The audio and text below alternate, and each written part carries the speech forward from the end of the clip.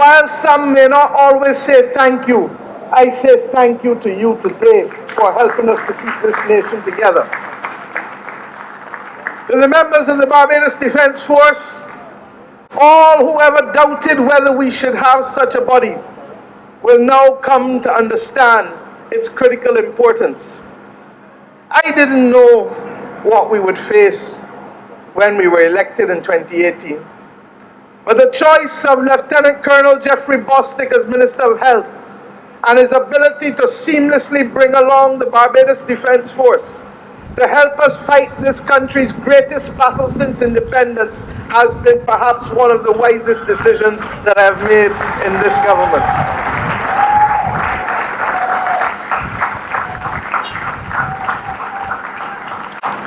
I want to thank our medical personnel, from our doctors to our nurses to our orderlies to those running the kitchens to those in the laundry to those driving the trucks to those carrying the tests to those in the labs. I can go on and on. For the last 22 months, I have watched you day by day by day provide human service to this country. And it is for that reason that even though our honors are much larger this year than usual, there couldn't be any other way.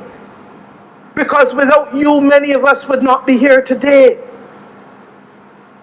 And we are conscious that many of you have sacrificed your families, many of you have sacrificed your own health to be able to keep this nation together and to ensure that while the pandemic has been awful, it could have been so much more worse than it is today, were it not for your valiant efforts in keeping us safe. I have not forgotten those administrators who kept you going, because without them, you would not be able to do your job seamlessly as well. I want to thank those at the border security agencies, customs and immigration and port and security guards, because you too, in the midst of all of the uncertainty, who tests at an airport? Who disrupts all of the things that you're accustomed to? And each of you fell into line in spite of this country facing its most grave challenges. I want to thank ordinary public servants. You know, we changed the vision and mission, and I'm not going to repeat it in all today, but the simple point is, we are called a service because we are expected to serve people. And I ask us always in serving people to remember, it is not about what is easy for us, but it is about what we must do for people to make their lives easier and better. Similarly, I ask us to recognize that we live in a world that is different, and that yes, decisions are being made sometimes at lightning speed. And some say, well, why so fast and why rush through this? Because if we don't, we will be left on the side of history. Our country is simply too small for us to cause people to remember that we are here. We know it well when the orders that we place for food or medicine or equipment in a pandemic are left one side because they're just not big enough to capture the attention of those who have significant demand for their goods and services. And in understanding that, I ask us therefore to recognize that we will have sometimes to do more, to do quicker, and to do better. But that is not beyond the capacity, for you stand on the shoulders of some of the greatest public servants that have ever served in the Commonwealth. And I ask us to live with that in our minds, recognizing that the times in which we live demand different types of behavior. I want to speak very quickly to our business people, to our vendors. We promised you a new deal. And the greatest pride I have is that Friday morning, the first piece of legislation that we expect to be passed in Barbados' Parliament will be the legislation that provides a new deal for vendors, a legislation that will stop making them criminals for wanting to support their families and to do good by them. This has been in the works for over 6 decades. And the stories of how many people in this country are only here because of the extent to which their parents and grandparents were able to take sun and rain in order to sell so that they could keep you in school and keep you with body and soul together. It is time, it is time, it is time. And to our other businessmen, small and medium and the few large, no one owes us a living. And we have accepted that we will engage the world and that we must earn our way, first and foremost within our Caribbean single market, but beyond in the Americas and the wider world. We have become accustomed to being able to sell what we want here and to live well here. But if nothing must prove to us that that is unacceptable, it must be the last 10 to 12 years when no matter what we did locally was not sufficient in order to create enough goods and services to maintain our quality of life. I ask us therefore to recognize, and I say to my brothers who are here, that if you see some Barbadian businessmen come in, treat them well as we have treated yours who have come here well. But I ask you to go further afield, for we have cast our eyes to both Africa and to Central and Latin America. And we recognize that with language and with bridging the gap by removing the historic wrong, that in the third decade of the 21st century, there is still no direct link with Africa. It is wrong, and we must work as a Caribbean community to correct it, for we must remove the middle passage, the middleman, and the middle leg, and allow for direct engagement with our brothers and sisters. I ask us equally to recognize as businesses that without your workers you can do nothing. And therefore the first respect must be paid to those who work with you and for you. And it is against that backdrop that we make no apology for us at Golden Square Freedom Park, the place where our modern democracy was born, the place that sparked the 1937 rebellion, the place that led to the formation of political parties, the place that led to the formation of trades union in this country. I say to you today that we make no apology for putting labor first, because for too long labor was treated as if it was not human in this nation.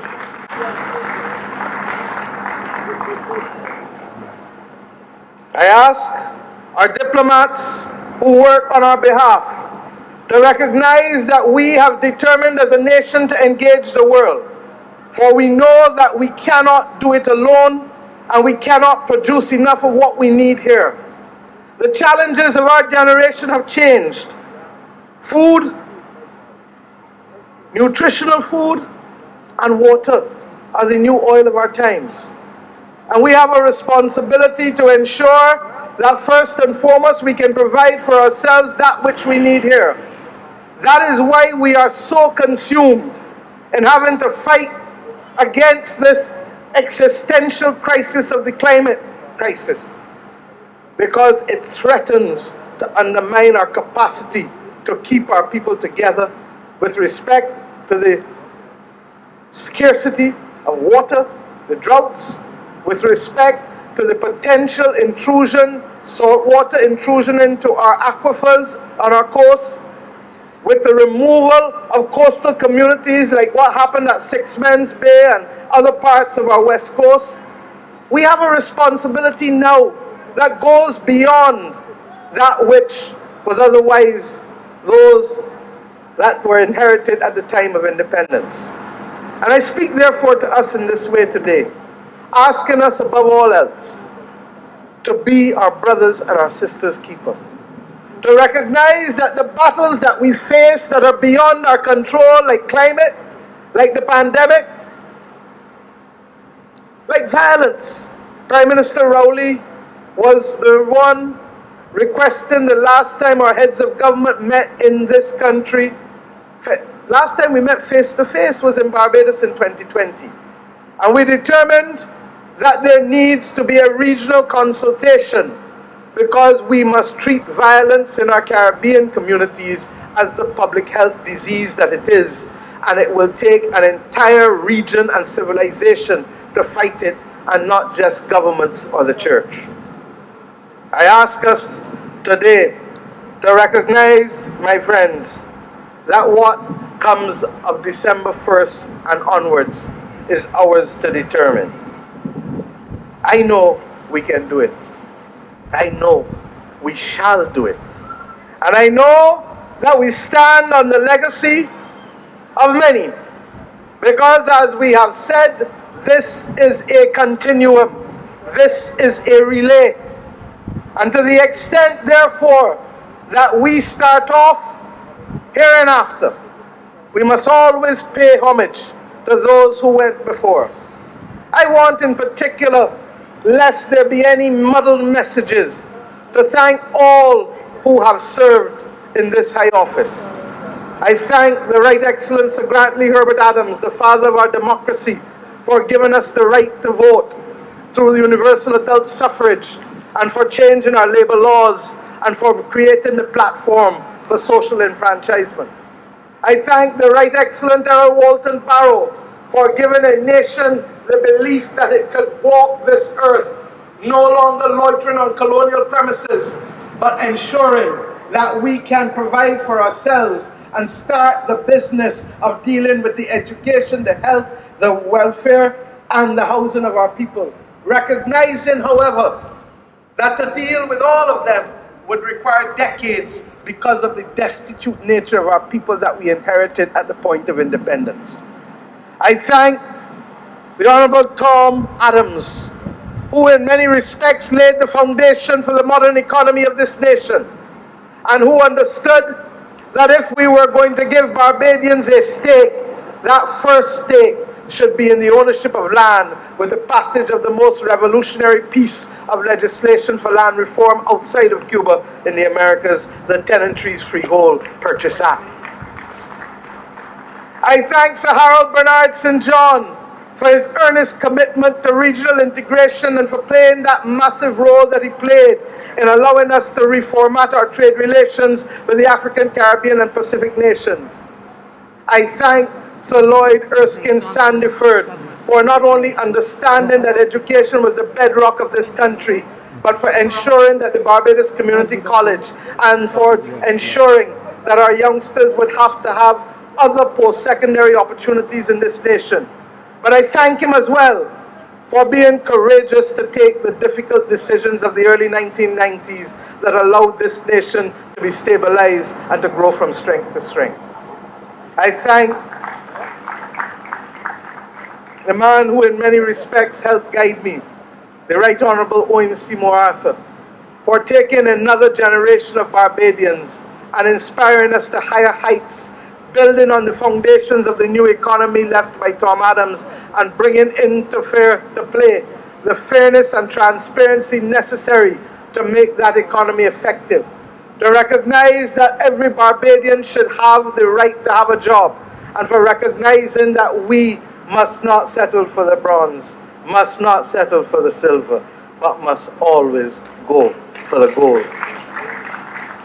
I thank the Honourable David John Howard Thompson for seeing people, hearing people, and feeling people, for recognizing that his journey was too short, and for also recognizing that a different generation needed to step to the plates, and he made space for them, and I thank him for that.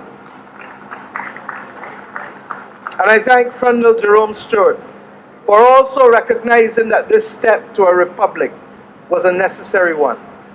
For he, on our 50th anniversary, recognized that it was important that as one nation, we should go forward, confident in our capacity as a people to settle and govern our own affairs at all times. My friends, you will note that I have chosen today to thank each and every one. And why?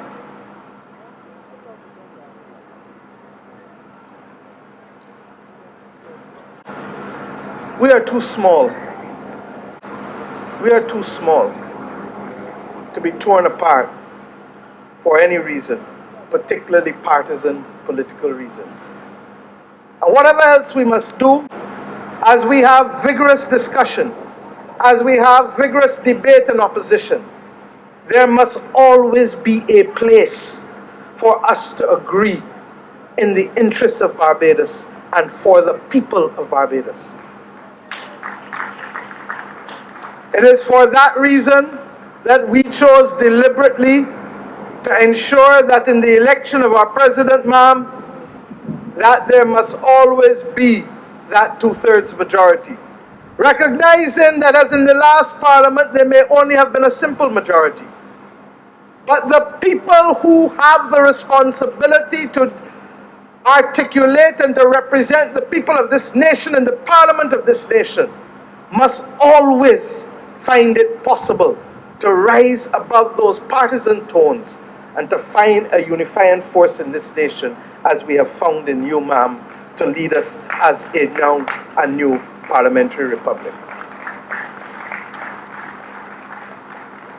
My friends, ours has been a long journey, 396 years. Not 40, 396. For if you asked anyone who was here then if they would want to be subservient or be a serf to someone else, they would have said no. And therefore we mark this journey not from the Ford Commission, but from the settlement of this nation as a modern country. Recognizing, however, as that wall behind us tells us, the wall of memory that carries the names of every person who has ever lived on this island, and for those whose last names we never will remember, we have a special monument to pay tribute to you. And we do so conscious that we only occupy this space and this place for a limited time. Let us do credit to our nation. Let us add to what we have inherited. And let us make this country one of the best in the world as a small state, but more importantly, one of the best for the world as a small state.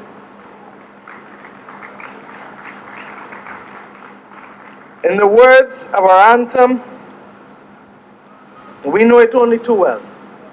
The Lord, and I ask you to join me, the Lord has been the people's guide for past 300 years. I cannot hear you. The Lord has been the people's guide for the past 300 years.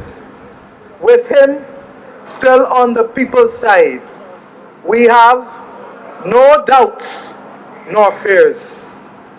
Upward and onward we shall go, inspired, exulting free, and greater will Barbados grow in strength and unity.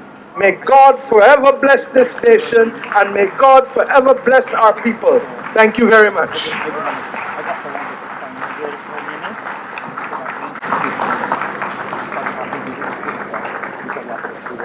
Thank you very much, the Honorable Mia Amal Marston.